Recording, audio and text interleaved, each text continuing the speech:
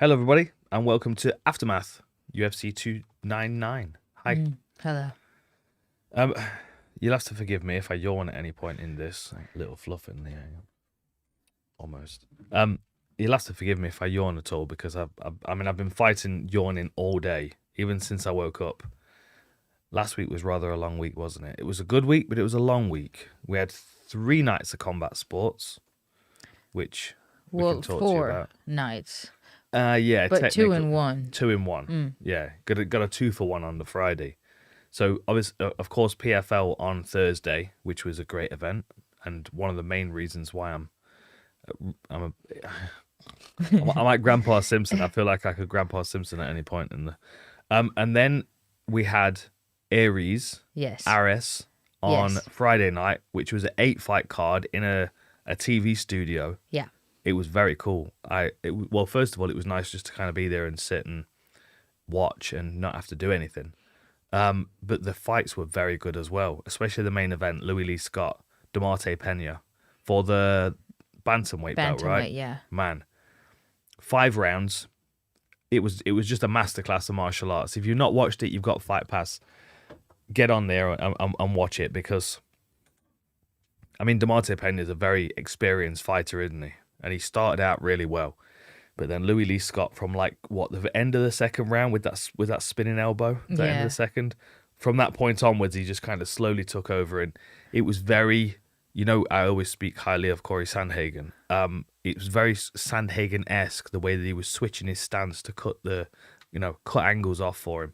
Really slick performance, and of course your commentary was fantastic. Well, you wouldn't know, would you? I could hear you. I was tuned in. Dude, I was so self-conscious about it because it's obviously the first studio. Yeah. So it used to being at the Dome of Paris where it's super loud and there's a bunch of people. So then the music would come on and that would be really loud. So I'd be talking into the mic, basically, maybe too loud. I don't know. And then it would go silent. So I feel a bit awkward saying stuff because I'm like, these people could for sure Definitely hear me. Hear you. I don't want them to turn around and be like, shut up. Like, Sorry, what are you talking about? Cut you off. Oh. Just having a bit of a technical issue. The screen's froze at the minute. You can still hear you, but they can hear us. Yeah. Okay, well at least they can hear us. So it's probably not such a bad. Well, I mean, you're on. If it was just me on my own, they'd probably be quite glad that the screen's frozen. Is it because I'm watching fights on my laptop, Jamie? Is that why? Am I taking up bandwidth? Maybe. Maybe it's that. I'll just try and pause it. reconnect the camera. So it was a great event. Some good finishes, some good stoppages. Yeah, and, that Buafia is good, man. Yeah, he had a wicked really jab. Good. He's just a sick southpaw, and you get that jab. I think it's his brother that's qualifying to go to the Olympics for boxing. Right. So they've been training together and stuff, and you can just tell. Is he a tall southpaw as well? His brother. I don't know. I'm guessing. I mean, imagine them sparring together, refining that jab. Yeah, he was very, very impressive early in his career as well, right? Not had many fights. Yeah, not had many fights, but he did a lot of training with Hamzat. He went over there, and it got to the point where Hamzat was taking him to train in Dubai with him and in America. Yeah. So they clearly see a lot of potential in him to accomplish whatever he chooses to. Yeah. He was really impressive. It was a catchweight, wasn't it? Was it a catchweight fight? Yeah, I think it was a catchweight fight. So you think he's normally a middleweight? Do you think he'd be naturally a middleweight? What is that, Jamie? Oh no! Oh, the screen is frozen. Okay, I've just gone onto the feed. Yeah, we're both kind of half. It froze. Eyes open. You both look majestic. I do not look majestic. We'll be back on in a second. Jamie's just rebooting everything. He has to wind the camera back up. That's what it is. So, and then, of course, after Ares, we went over to a nice little restaurant, what was called Mima's. Yeah, Give them a Mima's. shout out. Beautiful lasagna. Very, very nice. Oh, hang on. Someone said welcome back. Does that mean we're back on? Yeah, it should be back on. Oh. Aren't Hello, you ladies relieved? and Should be back on. Apologies about that. There we go. My posture's terrible. I look like a dork. Oh. That's just all the this time. is why though. It's not because it froze. It's at any moment, if you'd freeze, I'd just look like a dork. Well, yeah, that's true. That's very true.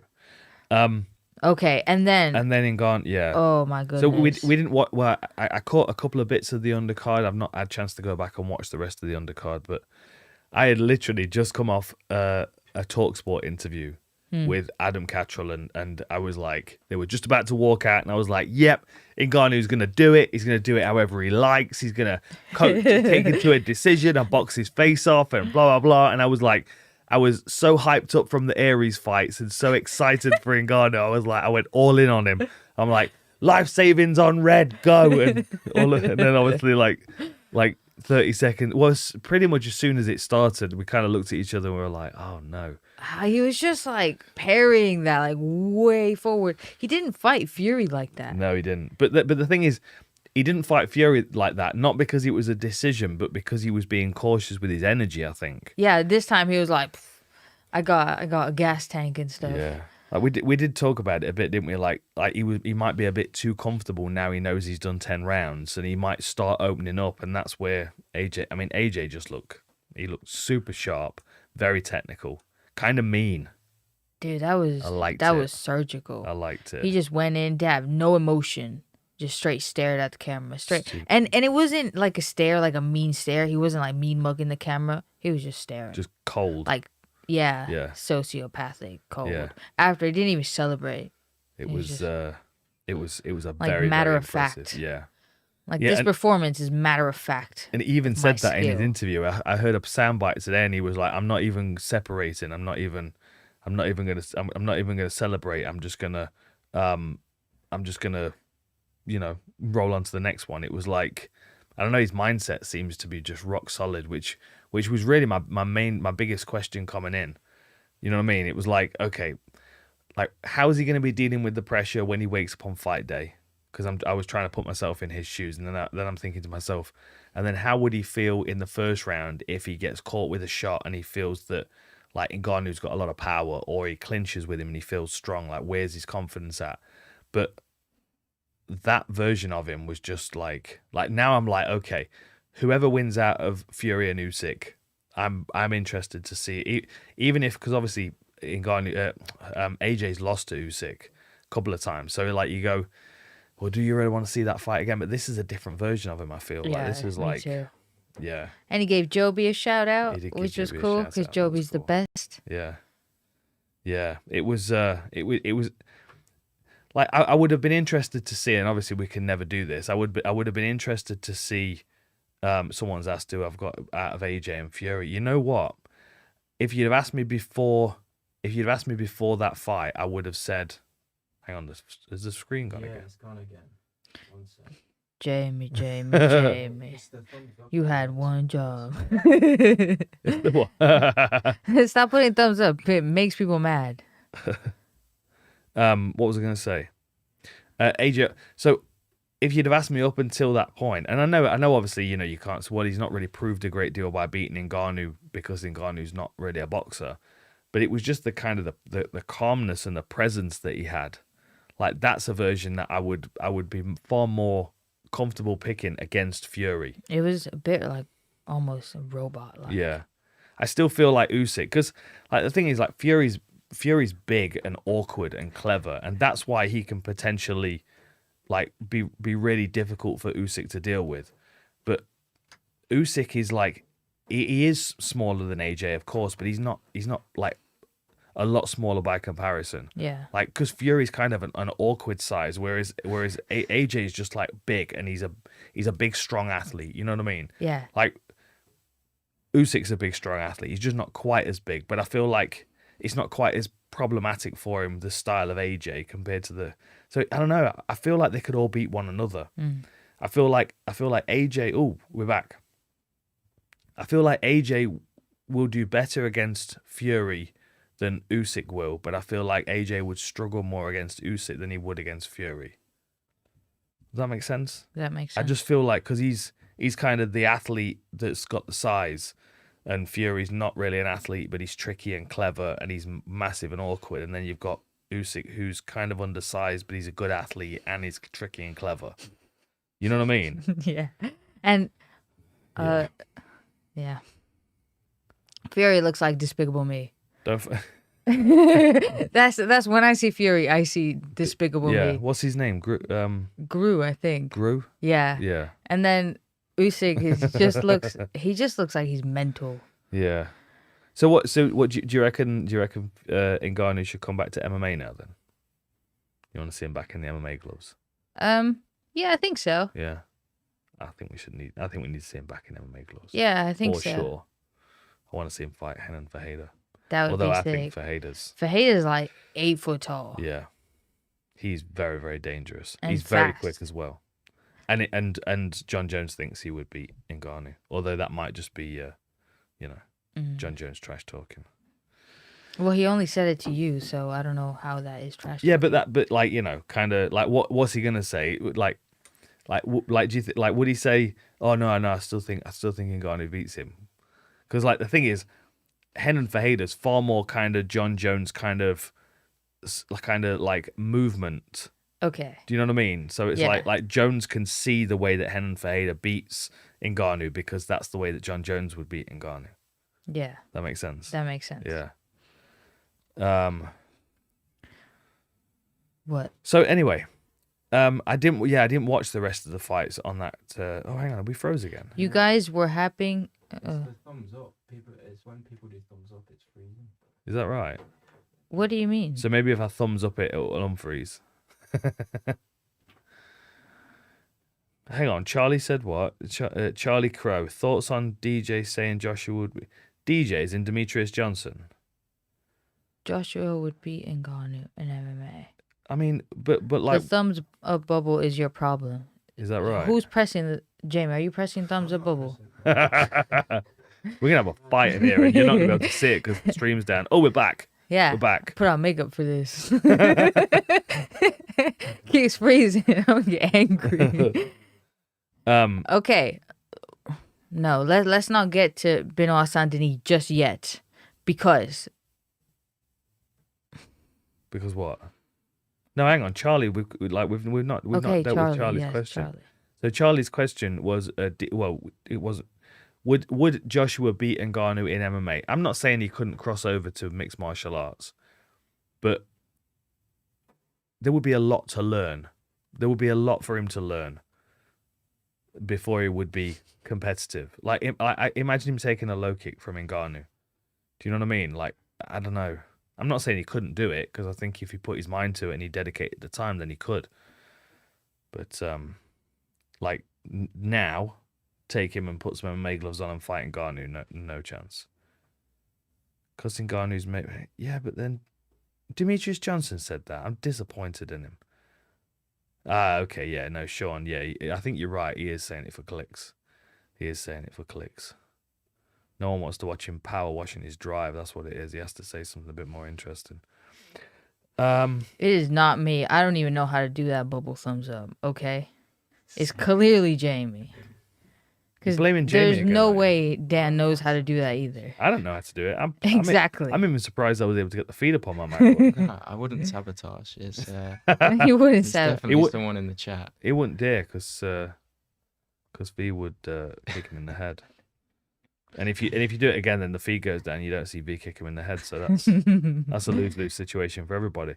Okay, well, All right. should we talk about some UFC stuff then? Yeah, let's talk about First of all, UFC. congratulations to JoJo Wood for her retirement and a successful retirement fight, which doesn't always happen, especially when you've decided, apart from Chris Lytle, who kicked my ass in his retirement fight, one Chris Lytle as well. It doesn't happen very often. People tend to get beaten up and then retire, as opposed to say they're going to retire and then beat someone up and it was a good fight, and she clinched it in the final round with that spinning elbow, wasn't it? And also congratulations to Joanna, champion, for getting a spot in the Hall of Fame, which was awesome. Like that little bit that they played, That was so sick to and watch. she was like crying and then trying to be cool and No, then like they're, like, turned away from the crying camera again. and she's like, okay, it's been 25 minutes now, get the next fight walked. Yeah. So Yeah. very much congratulations to Joanna. We were just saying we need to go back and watch some of her earlier fights, because like for me that one of my favorite examples of takedown offense in MMA was Mirko Krokop against Mark Coleman back in Pride. Wicked takedown offense, super quick, very nasty, very punishing with his striking as well. And then Joanna did what she did to Carla Esparza to win the belt. And that for me was like, that is a really good example of takedown offense with nasty ground and pound and Muay Thai striking. So, yeah, congratulations to Joanna. What else on the card? We had that massive Despaigne. Yeah, wait. Oh, hang on. Wait, hold let's it. go fight number 2. Because, glad we didn't do the Picks podcast, because how do I pronounce this? Almabaev. Yeah. Asu Almabaev. Yeah. Look at that. Look at that. What, too difficult? Professional. Look at you. Go on. He was sick. Yes, he was. He looked great. Took all the skin off his knees, though, wrestling. Oh, yeah, I see saw that. Honestly, it's the worst. Sometimes punches don't even hurt that much in comparison to that. But the shower afterwards. The shower. It's not even the burns. shower after, and that's it, because you think that's it. No, it's a shower for like 2 weeks. Yeah. Sore. Stings. What are you laughing at, Jamie? What are you... I found the fix. Apparently, on the new Mac upgrade, it gives you reactions to your live videos. Oh, is that right? I've just turned it off. That was what it was. That's what Okay. it was, people. So Okay. So Jamie's fixed it now. Technically, he fixed what he messed no, up. it's not Apple making weird adjustments. Oh, okay. Jamie okay, blaming okay. Apple. Apple. It's Okay. Apple's fault. Okay. Well, at least we're down to blame Jamie. That's a good thing. You know, Jamie's are hard to come by. Okay. So you want to go through? So you want to talk about that fight? What do you want to tell me about it? Nothing. It was just sick. Just It a was good just fight. It was. like systematically took him down, systematically broke him down. It was beautiful. CJ Vergara missed weight again for the 8th millionth time. He's just like Yeah. He maybe in his head he just deducts the purse already before. Maybe. So it's not like Maybe. sad. Maybe he feels like his opponent, is deserving of the extra 20% for fighting him. 30%. 30%. Is that because he keeps missing weight? Do they just keep adding 10% on? No, because Eventually he'd he's be at gonna 100. paying. Eventually he's gonna be paying to fight. Okay. No, that was a cool fight. Yeah. So Despaigne and Josh Parisian sprinting at him. How was you a gonna little bit sprint like- somebody that's like 7 foot tall. I know, though? right? Like a heavyweight. I understand. Look, you could sprint at a straw weight and probably get away with it. You can sprint at, like people lower weight. Can't sprint at this guy. You can't sprint at a heavyweight. He was like mid in the air when he connected. Maybe he was hoping to get inside of his arms as quickly as he could. You know what I mean? Like that might have been the logic. Like just Yeah, like I close get to it because his kicks were dangerous, like coming from Taekwondo and stuff. But you still won't run at it at the hope. I just think he got overly excited because Despaigne threw that kick and he fell down. And then he was like, oh, now's my opportunity. Go, go, go, go, go. Yeah. And then He looked really comfortable, though. Yeah. He just looked like, I belong here. Why wouldn't you? You're bigger than everybody in the room. I know. I would feel like if I was Stefan Struve's size, I would just be like, yeah. Yeah. 87-inch up? reach. That's what it says on his... The longest, I think, in the UFC. Yeah, John Jones 84.5, and he had the longest for a long while. God, could you imagine having limbs like that? Just boom from You right could across reach the cage. anything. Anything. Any shelf I could reach. I don't have to climb on anything. Imagine if you just had one arm like that. Just a reaching arm. Yeah, they'll be like jab those, arms. like those. Is it the slow loris that has the long fingers for getting insects out of trees? Like, you know what I mean? I You don't could know. just I have- don't look at that at like 2 in the Well, morning. I'm educating you then. Natural history and all that. Like, I don't know. It like I was thinking about it watching the MVP fight, just to kind of jump around a little bit, because he's got very long limbs as well, and the way that he fights makes them look even longer. Do you know what I Yeah. mean? Like he kind of stands and they're like sway, and then the distance he covers when he moves is like, yeah, like it would take me twice the time to get that same distance. But I feel like that's also a karate style. Yeah, for Like sure. that's something. Like when I did karate, That's why I did like, full you have to contact have and that. not the semi-contact, because I wasn't quick enough. People would kick me in the head. I'm like, yeah. All right, next fight. Okay. What was Michael Pereira versus the Lord. Yeah, he looked a lot better at middleweight.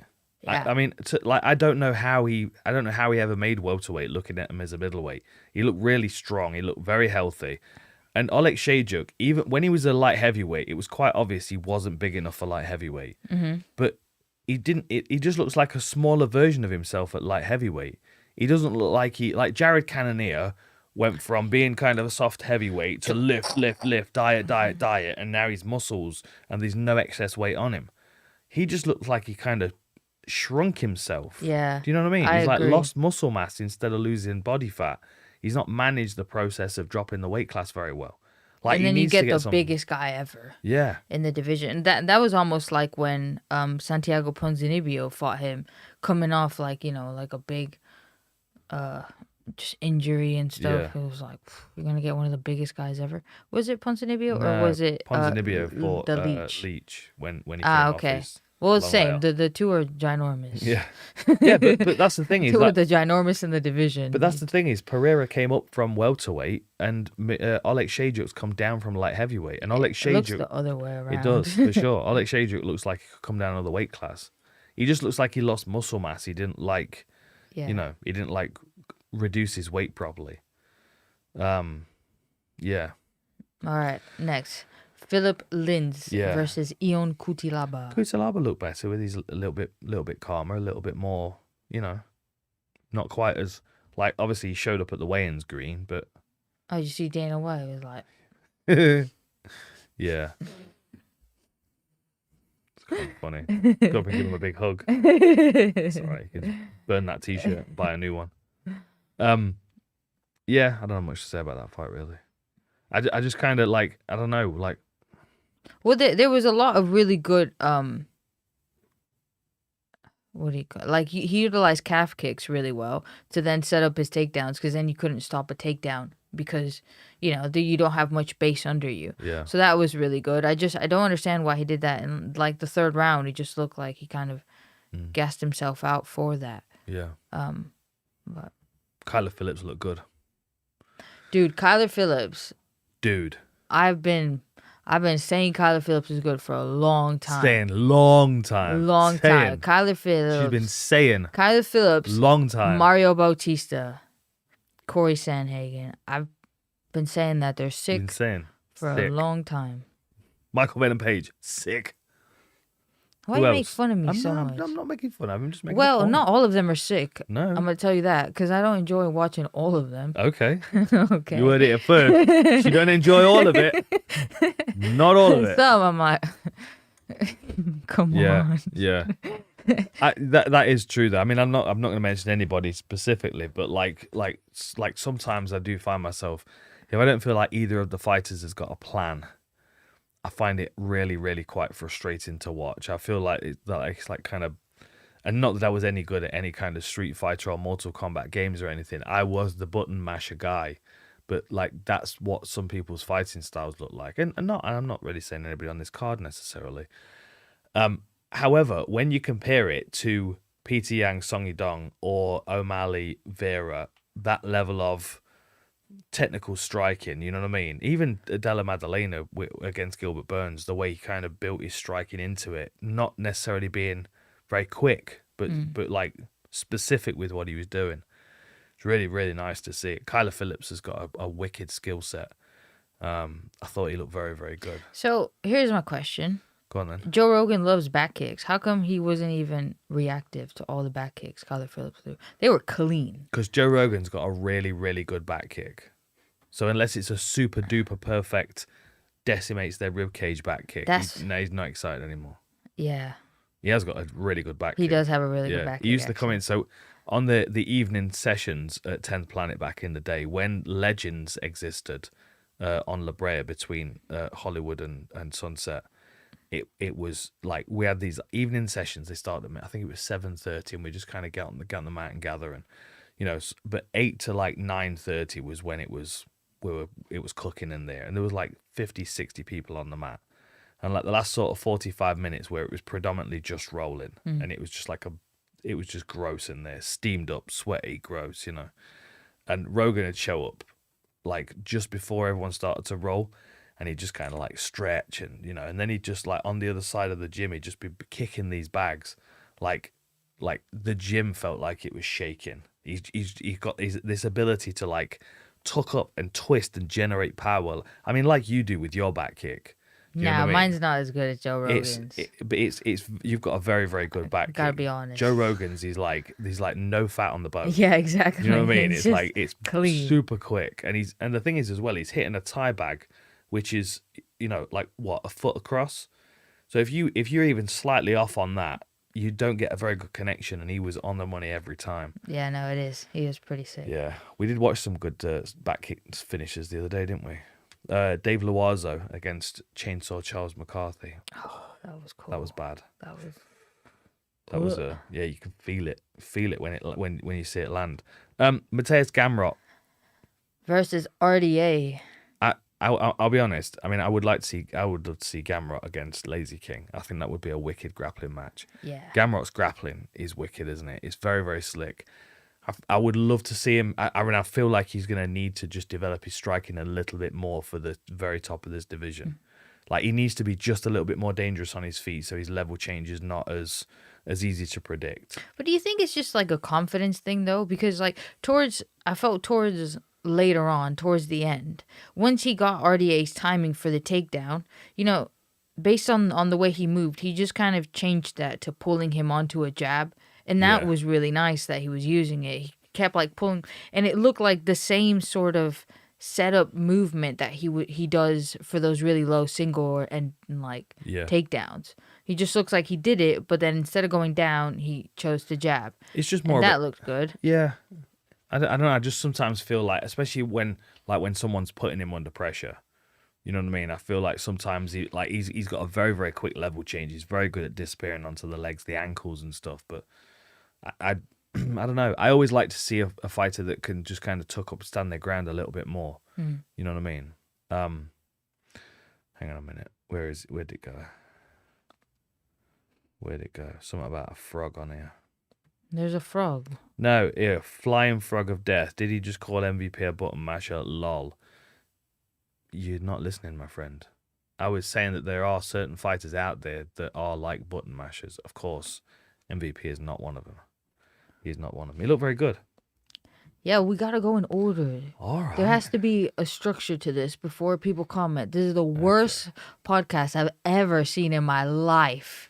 There is no structure to any of it, just random tangents.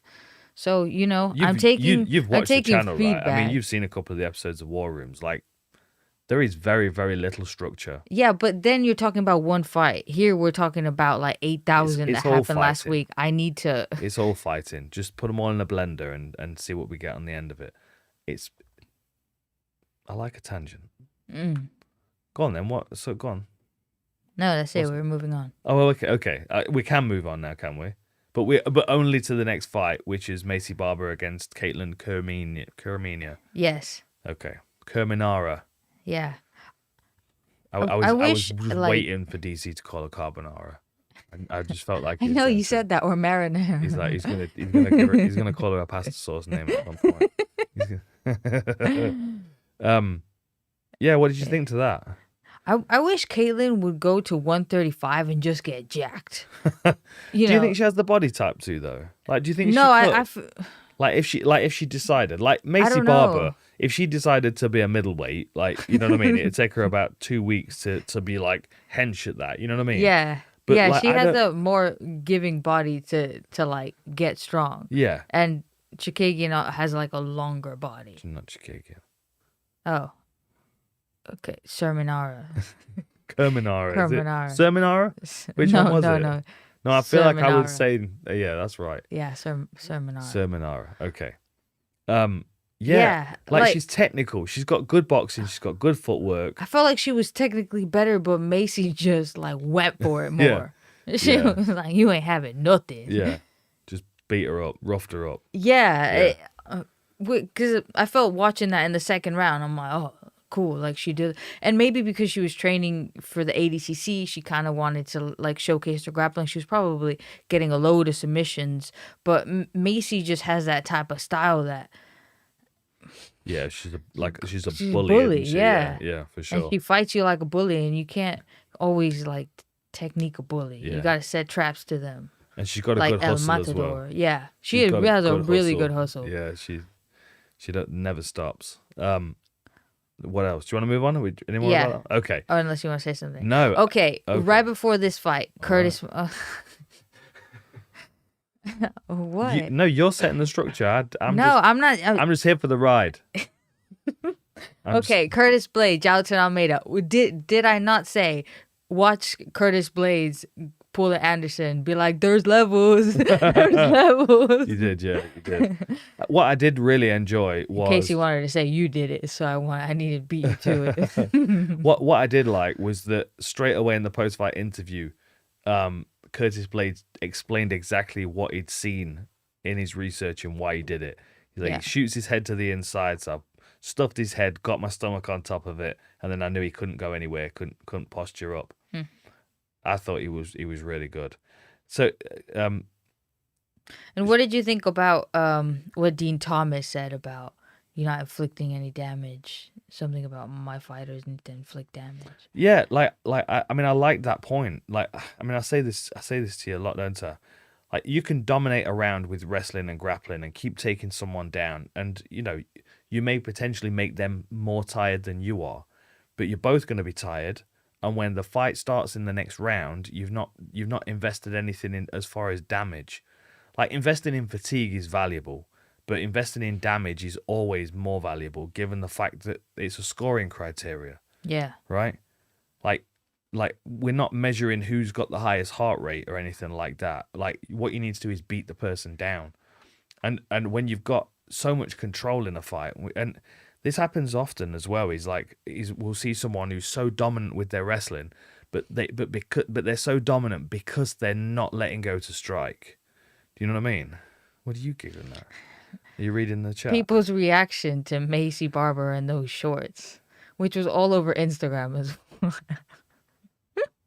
Sorry, I don't see it. I don't see it. That's hilarious. Okay, about the uppercut. I don't think it was the uppercut that did it because he No. was switching. That's false news from the commentary Yeah, team. Joe he asked was about on the it way in to switch Yeah, to the other side. yeah. Because of how the he, takedown flow was going. Yeah, he dug an underhook. It was the strikes. Like, Joe asked him in the post-fight interview about it. It was just he dug an underhook to stop the takedown, and then his head was on the inside. It was yeah. So sometimes, and I know like that's weird because I saw it with Johnny Walker and Ryan Spann, and then there was a different Johnny Walker fight that I watched where the person's going for the takedown and you're getting like elbowed and they just don't move or something. But I don't know. Sometimes I feel like people think it's gonna stop or it kind of hurts you more than you think it is, and you feel a bit frozen. Yeah. And they're heavyweight, so they don't have to hit you that hard. Yeah. That's very true. See, Mr. Gold. Okay, main card. Yes, for the fight of the night. Hell of a fight. Fight of the night. Hell of a fight. Peter Yang, Song Yadong. Hell of a fight. And even the first round where it was like, in fact, let me have a look at the stats. It was kind of like not a lot happened in the first round, really, when there was a lot of posturing and twitching and Yeah, do you know what I mean? And you were gloating. You were like, he's moving good and stuff.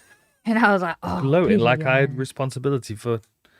I was For appreciating. your picks. Oh no, It's all about the picks here. I forget. I always ask you what picks I made. I forget what picks I made. No, you knew for this one. People think And I was a bit nervous because Song Yadong showed up with like swag. You know? he had like, yeah, blonde hair. He was confident. I'm like, oh, is this like Derek, like blonde Brunson? Is this a mythical MMA fighter? But Peter Yan. Yeah. Song looked really good though. He did look really good. He looked He really did good. look really good. That was a really good fight. Yeah. I feel like I could watch it over and over and pick up new things and learn new things from. They were both really good. And Song just looked like the more physical, athletic fighter. Like, He looked. I In think the he- first round, he looked he- really quick, and he made Peter Yan look kind of old. I thought, yeah, but then Peter Yan's wisdom started to kick in a little bit. exactly. I'm just looking at the stats here. It's so in the first round, it was 23 to 20 through. 23 to 20 through. Jesus. 23 to 22 strikes, one strike in favor of Peter Yan in the first round, but then obviously Song got that takedown and some control. And the second round, then Peter Yan went up to 61 strikes compared to 40 for Yadong. Like it was competitive, like all the way through. It was a good fight, and then the last round, Peter Yan's got a minute quarter of control and a takedown credited, and then he outlanded him just by 3 strikes.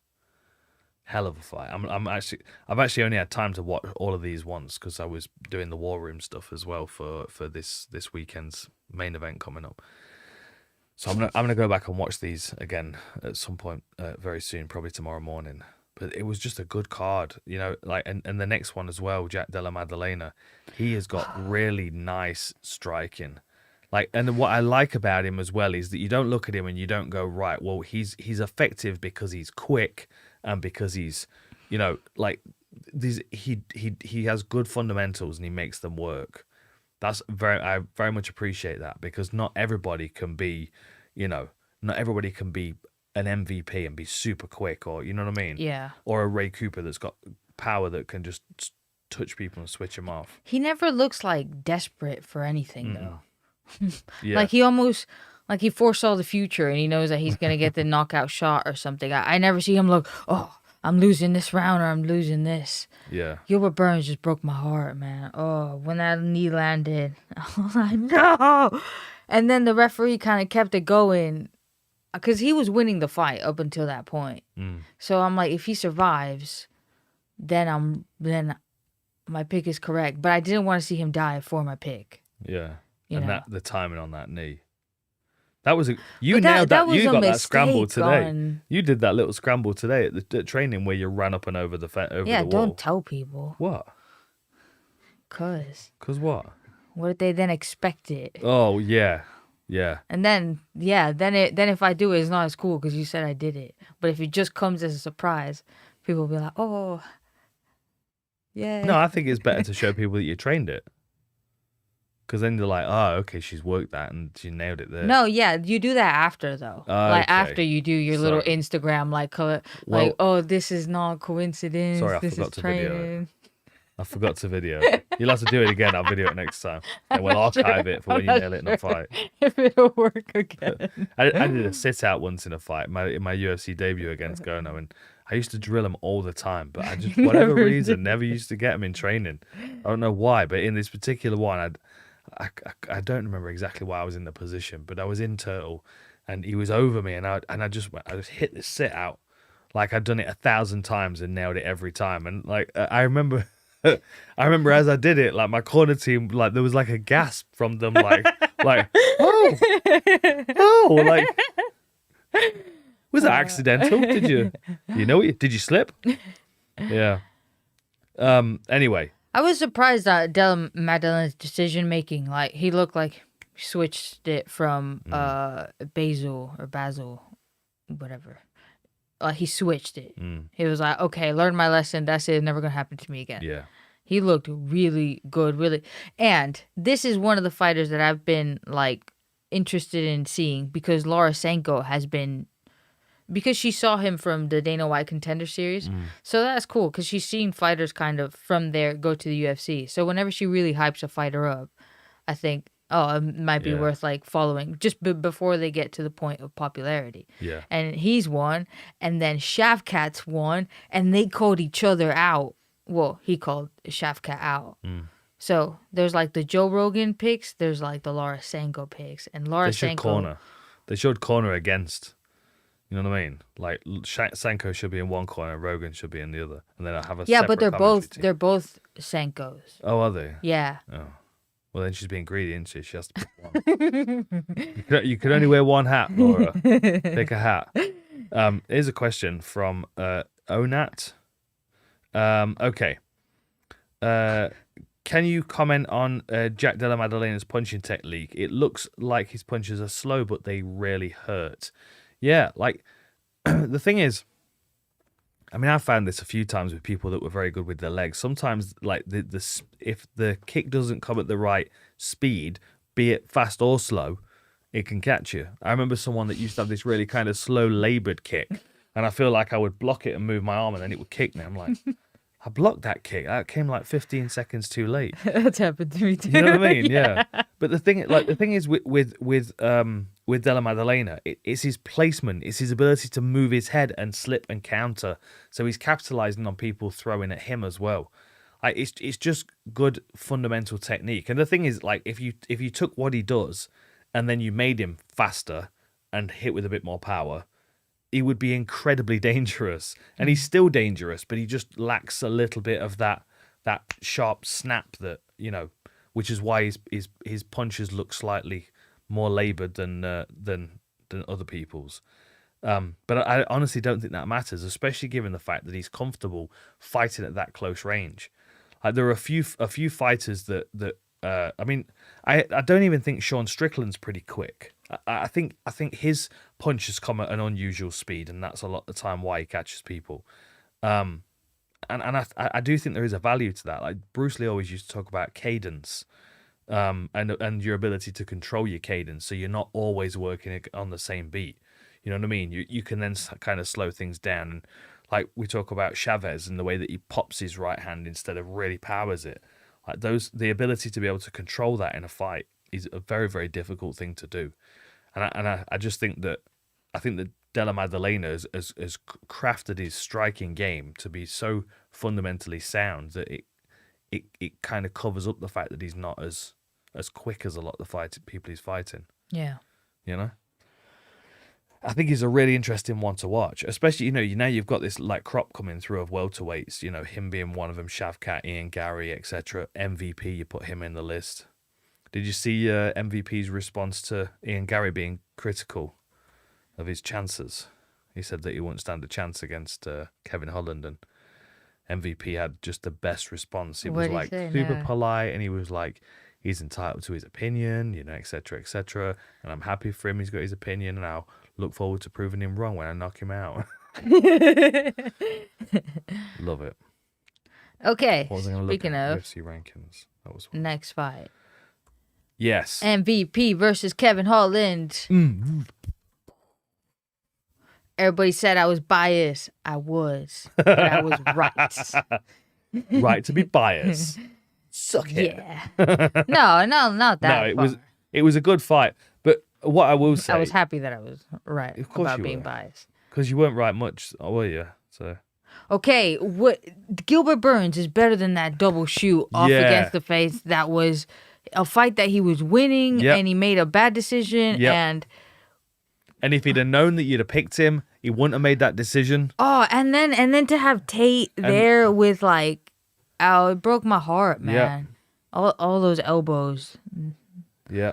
I was like, oh.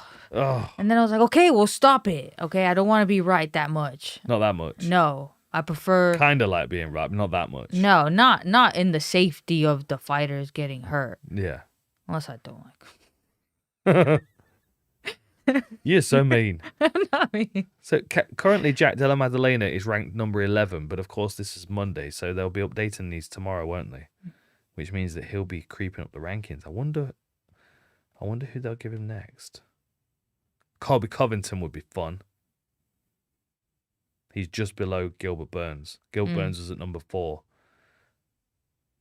There's some killers in this division now. Sean Brady, tank, skills for days, tattoos for days. Yeah, pretty sick tattoos. Yeah. Respect. Okay, MVP, Kevin Holland. Tell me. Bam! Is that it? That's your contribution. Just a little drum roll. Just a little... Oh, hang on. We've got a question. Okay. And a donation. Thank you very much. Thank you. Veronica will buy coffee with that. What did you think of MVP's Undertaker walkout song? Love it. Love it. Even the Undertaker commented on it, didn't he? He tweeted. He was like, dig it. Dig it. He looked good. He looked fast. I love the way he, was connecting that right hand out of a range. It was almost like... I felt when Kevin Holland went to his corner, he was like, that's it. He's too fast for me. Yeah. Yeah. After the first round, he literally said that. He was like, he's faster than we thought. And then in his head, he just kind of checked out. Yeah, because it's kind of like Kevin Holland's usually the weird opponent to his opponents, right? He's the one that is loose, like Kung Fu and does all like slapping and back around. But you have somebody who is a bit more direct and better at that loose. Yeah. Goes back to the conversation about button mashing and not. Like, and I don't mean this necessarily in a disrespectful way, and not necessarily. I don't mean it in a disrespectful way, because a lot of fighters do have that flow state style of fighting. The good side to that is that you could think on the spot and be very adaptable. The bad side to that is that you don't necessarily know when you're being led into a trap, because you're just working on instinct and reaction, and you're not necessarily monitoring yourself and your reactions. So that's the difference between the two. For me, MVP's got a plan with what he's doing. He's got certain traps that he's working on and certain things that he's looking to land, whereas Holland will throw whatever comes to mind because you're closest to that weapon. You know what I mean? He throws at what he sees is available. Maybe. Just to send a question back to William C84. Would you like to see Undertaker walk out of MVP next time? That would be sick, wouldn't it? Jonathan Haggerty versus Sean O'Malley. Who would win? I think Haggerty lights him up. From David. In a striking only match. Yeah. I think you probably bang on. But in an MMA fight, I feel like Haggerty's still got a long way to go before he is on that level. He's a great striker, and he is fighting MMA, isn't he? He's got is he not fighting Andrade for his belt? I think he is. Yeah, I just the thing that's interesting for me about Sean O'Malley is that he's one of the generation that didn't start with anything before MMA. You know, like he wasn't doing long stance with a high block and learning. He didn't learn any of that. 8,000 forms. Right, like so many hours of forms. Like, imagine if you'd have taken all of those hours and hours that you spent learning forms and you invested them into something MMA specific. I'm not saying there's not a benefit to doing those things and repeating those things, but for very specific training, there's always going to be a benefit, isn't there? Yeah. Yeah. I like Haggerty though, and I think that if he decided to switch to MMA full time, he would be very good. Okay, we still talking about MVP. What else do you want to say? Nothing. Just happy for him. Just happy for him. Happy for yourself because you picked him. Yeah, but I'm more happy for MVP than for being right about my pick. Yeah. Yeah, it doesn't always happen, but he's one of the ones that I don't buy that. I think you're more happy for yourself and that you got it right. People are gonna think I'm horrible. I think you'd have been mean to MVP if you'd have picked him and like next time I saw him, you were like, dude, you embarrassed me out there, dude. Picked you on the podcast. 26 people saw me pick you on the podcast. You had to go and get beaten in front of millions of people and embarrass me. Okay, Dustin Poirier, Benoit I'm surprised, Santini. honestly, he didn't thank you in his post-fight interview. For picking him. For picking him, yeah. He should have done, really. Maybe that's why he went to grab the mic back from Rogan. He was like, I forgot to thank Veronica for picking me. It's okay. It's all right. Okay. Okay. Hang on. We've had another question. Okay, sorry. HD1, HDI. MVP's distant management works against wrestlers. Well, this is the question, you see. Like, you're always going to be at danger when you're moving into the range of MVP. And I will, actually, that's just reminded me. Good question. The start of the third round where they walked out and Kevin Holland kind of meanders to the center with his hand up and MVP pops him with 2 punches and was like, oh shit, I didn't mean you were... Didn't even to be honest, when I saw it, he like walked into the weird. center and then did this. Like, you could posture up to do a jab from that. Yeah, it looks like you're pawing at the person. Yeah, it was a bit of a weird situation.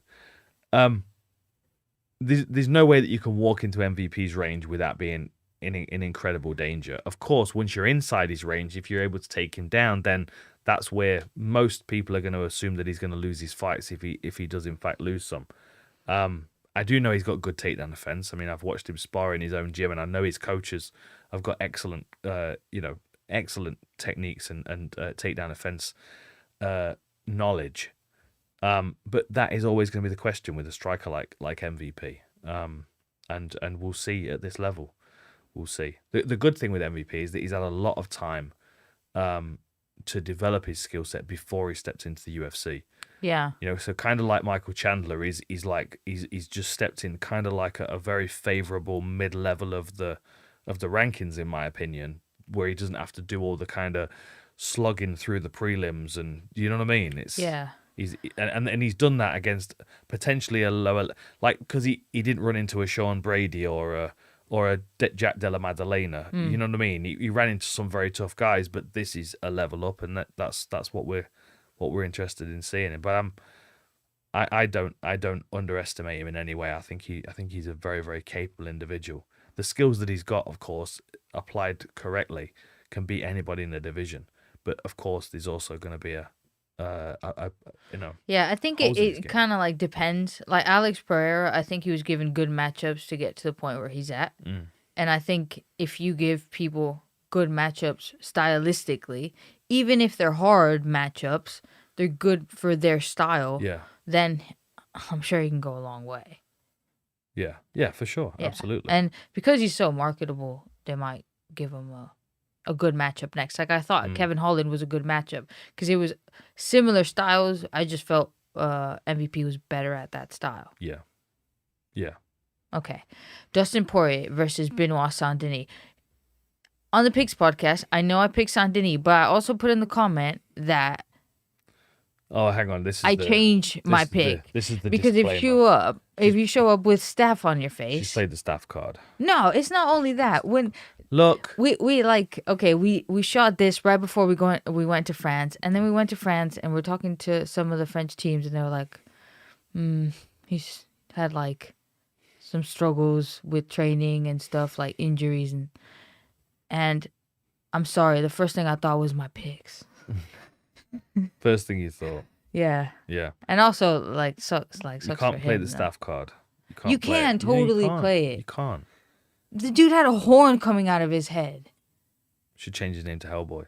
Look, he still had a good. He still made a good effort. My criticism of him is this, and I'm a fan of his style. I thoroughly enjoy watching him fight. If you know you're on antibiotics, if you know you've got staph, you don't start the fight at 100 miles an hour, right? Like be chill with the first round. Take your time a little bit. He only needs to crack him one time with a good clean shot. You win the round with that. Like that for me showed where that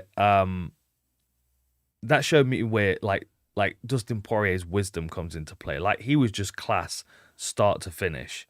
You know what I mean? Like even into his post-fight interview, he just was great all the way through. Yeah. There was always a risk that Benoit Saint-Denis was just going to blow him out the water because he's just so aggressive.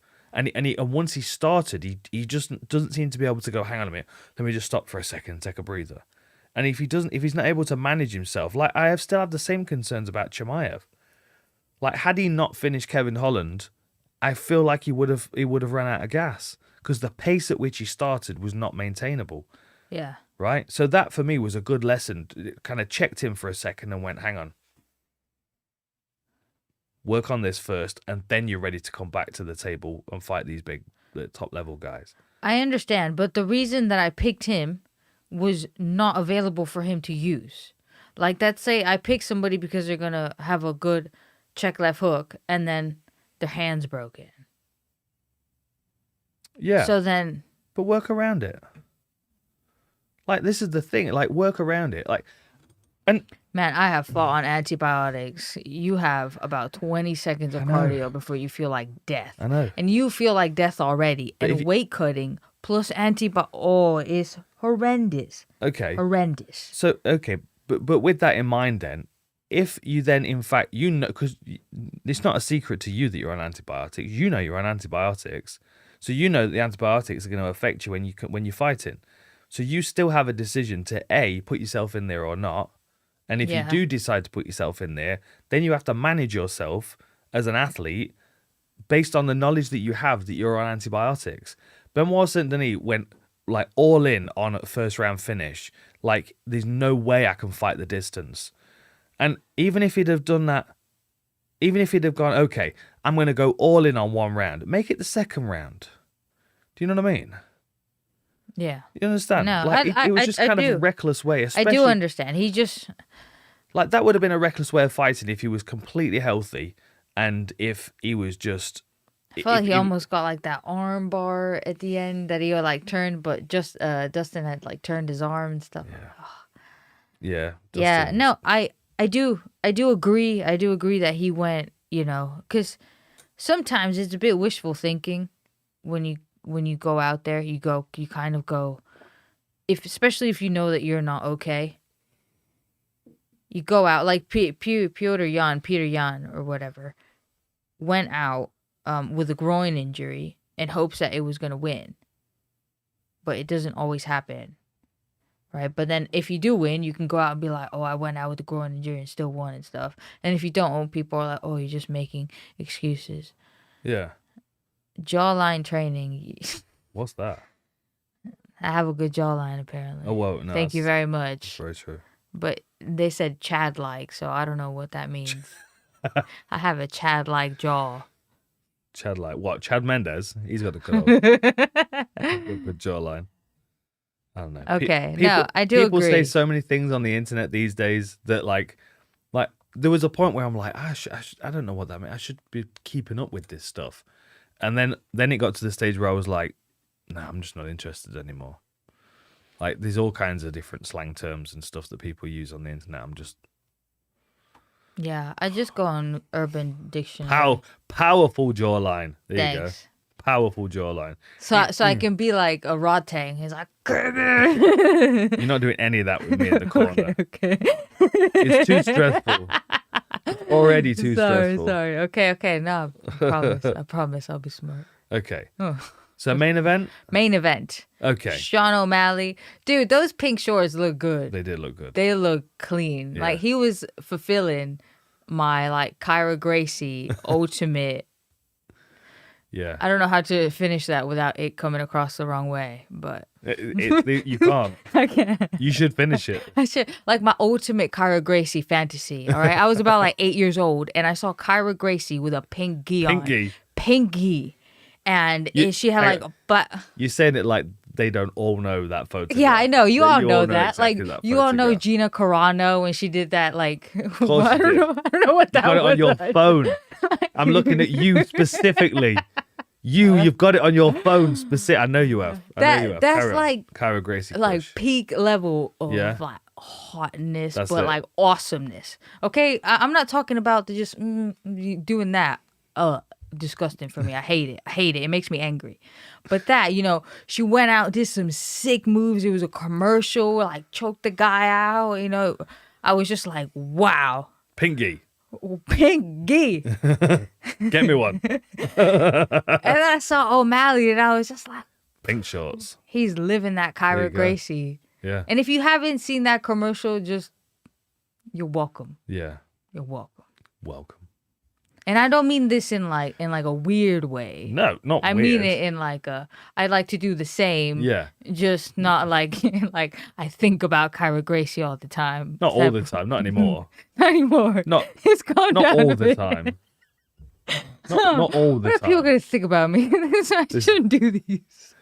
It's better when I was just quiet. Most of the photos of Kyra Gracie are on the inside of her wardrobe doors, so they're not visible to the public. I've almost met her like a few times as well. She interviewed me, you know. In oh, Brazil. did Yeah. she? She was lovely. Wow. She was very nice. Yeah. Congratulations. She wasn't wearing a pink either. Well, she will be when I talk to her. Is that right? I'll just bring one if she's gonna be around. Can you just wear this, please? Can I just see it and I touch you? Like, but no. See, and this is why she doesn't live stream. You see, because it slides down downhill very quickly. Wow, that's cool. Let's take a breath. You right? One of your face has gone kind of a pink D color. I shouldn't. Why you tell me to finish it? You know where this was going. Yeah, that's why. Okay. You're welcome. So Sean looked fantastic. He looked superb. He looked very, very good. I could name a multitude of things that he did very well. But his ability to push and pull, and Marlon Vera. I mean, I love Marlon. He's a tough dude. He's always fun to watch. He just didn't get started. He like there was, You know what I mean? Like he tried a couple of times, and he had a burst where it was like 30 seconds, and then like he'd run onto a couple of jabs, and he'd kind of like lose like confidence. Do you know what I mean? And then it was just a beautiful performance from O'Malley. I do, however, think it was a little bit too bold of him to call out to Poirier. Yeah. That's a that's a big step. That's a big Beat Merab and Corey Sandhagen. Yes. And then I'm interested in that I fight. feel okay. I really want to see Sean O'Malley versus Corey Sandhagen, but I can't do that to my boy Merab. Can't do it. No. So it has to go in that way. Merab has earned it, even though that I would rather see the other fight. I do want to see this fight. And even if Merab beats Sean O'Malley, I still want to see Sean O'Malley, Corey Sandhagen. Like, that's a fight that I do want to see. Yeah. But whatever is next title-wise for Corey Sandhagen would be better because he's cool. Yeah. Yeah, I mean, Sick. well, that's the thing. I would like to see Sandhagen via O'Malley because I want to see that fight. Yeah. I'm not, like, title fight, no title fight, I'm not interested. O'Malley versus Dvalishvili, I can see O'Malley just having 20 minutes, 22 minutes of this guy just on his case, can't get away from him. You know what I mean? But I don't know. I feel like O'Malley's he's developed to a point now where it wouldn't be an obvious pick for me. Let me put it that way. Do you know what I mean? Like Merab's an absolute powerhouse, but similar to a button mashing striking style, because he's so adamant to constantly get the takedown, there is a predictability to that. Yeah, I And feel if like you're he's a bit open for counters. Like I feel like O'Malley's game and his relationship with his coach, they're very good at deconstructing fighters and finding those opportunities. And even in the smallest of moments in fights, he has the skills to be able to put his hands on someone. And you know, it was incredible, really. Like, look at the timing on the knee that he landed on Cheeto. That would have put most people away. It was incredible that he was able to eat it. Like, if he'd have taken it on his nose, it would have completely smashed his nose. He took it on one cheekbone and it did a lot of damage. I mean, he was just on fire. Really good. I thought, because I felt like he wanted to get, obviously, he's the only guy he's ever lost to and stuff. He wants to show that, you know, it was just a fluke. That's why he keeps saying he's undefeated. He didn't feel skill-wise. But I felt like he just wanted to finish the fight so bad that at one point I was like, oh, is he going to run onto something? Yeah. So that was a bit that made me a bit scared, because even his coach was telling him, like, dude, you're up on the scorecards. Just keep piecing him up. Yeah. You know, like, don't Licking put him up. Oh yeah. That's a new word you learned today, isn't it? Yeah. We were watching the UFC and it was the advert about the watchers. You know, takes a licking and keeps on ticking, and she didn't know that a lick is a slang I mean, word like, I kind of figured it out So by context, but I've never heard anybody like. Well, you thought the watch was waterproof or something. You can lick the shit out of this thing. No. Yeah. There's loads of good slang words for a punch or a strike. Yeah. But that's one of them, a lick. Anyway. If on the comments you want to say Nothing. You almost kind of created it again, didn't you? I almost did. Oh. I'm gonna stop. Just one maximum. That's it. Okay.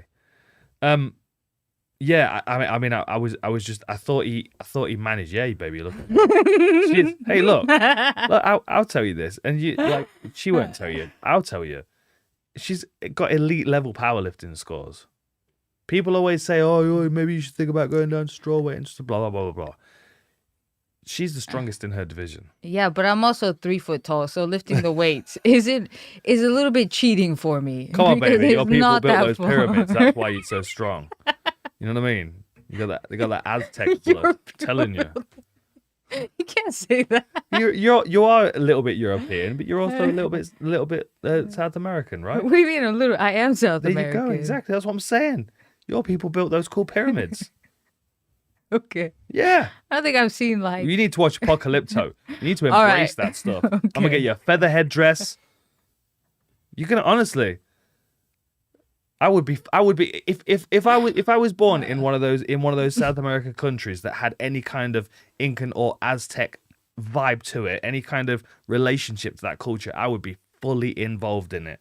It fascinates me, that stuff does. I went to Teotihuacan, didn't I? Bought all kinds of cool treasure back. I got loads of cool treasure. It's fascinating. It's just like, what were they building and why? And how? Amazing. You've not watched Apocalypto, have you? No, I don't know what you're talking about. It's a good movie. Jamie's nodding. Jamie knows movies. Jamie knows movies. It's a good movie. Okay. Good. Yes, some warriors for real. See? Aliens done it. Yeah, well, Jimmy, maybe. You know, this is a tangent for you. Because you've watched Ancient Aliens, so you will know who Giorgio Solukas is. I went to watch him live do a talk at the Hard Rock in Vegas once. Honestly, it was... He's entertaining on Ancient Aliens. He is way out there in person. Way out there. Like, he's blow dried his hair out massive. And I bought one of the little anyway, tangent. Dan Hardy wants ayahuasca. Dan Hardy has ayahuasca. Dan's out here trying to put on his Pocahontas fantasy. Girl up, right? Hey, look. What? If she can do the Cara Gracie thing, you can't judge me. Okay. Veronica Apocalypto Hardy. That's not a bad nickname. Do That's you believe in actually pretty aliens? Of bad. course I believe in aliens. Because it would be so boring if I didn't. Oh, Aliens. tell me how you really feel. What? You believe in aliens? No, you just like, it'd be No? so boring. Well, Like, I mean, I'm not right here. okay, Do I not not- entertain you enough? I'm sorry. Okay, not life in general. General life is fascinating, baby. Of course. Okay. I'm talking like, bigger picture. Like if I was just thinking about, well, just the universe is just a vast void of nothingness. I'm like, No, I'm the universe is just I'm not sure whether filled- you've noticed, but I'm a hardcore Star Wars fan. I need to get this charged up, Jamie. This is my lightsaber that Jamie bought me. It's not charged up right now. But when it is, we'll get it back. We'll get it on the podcast and you can hear it. So you get Ken's real fantasy. Yeah, we'll have to get you some of those bread rolls that Princess Leia was wearing. I never got that one. I never they talked about it on Friends, didn't they? Dude, I don't know about the hair looking like cinnamon buns on her head. I don't know about that. Yeah. But that was Yeah, you digging that, are you? Yeah. yep. What about if she was chained to Jabba the Hutt wearing a pink Cara Gracie gig? Maximum. That's it. Only if she managed to like choke Jabba the Hutt out with her legs. But how do you choke Jabba the Hutt out with your legs? You need to stop. She'd have to tag in Gabby Garcia to help her out with that. Holy moly. Holy moly. Okay. Okay. Bye. Is that it? End of the stream. Yeah, well, we could probably start wrapping this up because, we've got training early in the morning tomorrow and all that. Yeah. We very much appreciate your joining us. Thank you. What? How long you all been on? We've been on Cristobal Balenciaga. I bet you had to pay a lot for that name. We've been on for a little while, just over an hour. You can go back and watch it, though. Obviously, you just can't interact with us. I mean, you can pretend to, but we won't be able to answer you back because it will have already happened. But thank you very much for joining us. We've very much enjoyed it. What are you giggling at? Yeah. This guy just Shit. coming on about my chin. About what? Just making fun. There was an interview that I did, right? And the lighting was really bad. And then everybody just kept saying I had an Adam's apple, like a massive Adam's apple. I do not have an Adam's apple. Okay, that was bad lighting. The camera was all like weird. If Adam had that would be weird. If Adam had an apple, you would take it. Okay, Okay. that's it. If y'all are done making fun of me, thank you. Yeah. I feel like this show ended like 15 minutes ago. No, it didn't. It didn't. There's still a lot of people interested. About what? I don't know. Whatever else I can get you talking about, pretty much. We've talked about everything, haven't we? I think we're good there. I think we're good. Thank you very much for joining us. Yeah. Yeah. Check out the War Room for this week. Of course, it will be up very, very soon. And like and subscribe, because we always forget to tell you that. Yeah, we'll see you very, very soon. Thanks for joining us.